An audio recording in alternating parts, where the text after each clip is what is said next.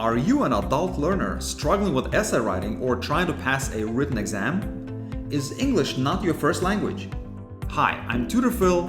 English is my second language and I teach essay writing in English. But I must confess, I actually used to hate writing essays. In fact, I was so bad at it that as a college freshman I was placed in a remedial ESL course because I had not passed the basic admissions writing test. That's right, I couldn't even write a basic essay. Then, during my second semester at Brooklyn College in New York, I met a professor who not only taught me how to write college papers, but gave me tremendous confidence as a writer.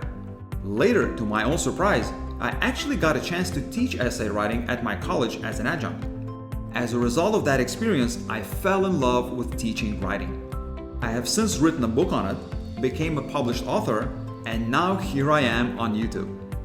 This channel is all about simple yet effective tutorials to help adult learners like you master your writing assignments and written exams so you could succeed in college and beyond, even if you're not a native speaker. I post 3 videos a week, usually on Mondays, Wednesdays, and Fridays, and I love to answer my subscribers' questions in my videos. So go ahead, hit that subscribe button, turn on the notifications, and let your learning journey begin.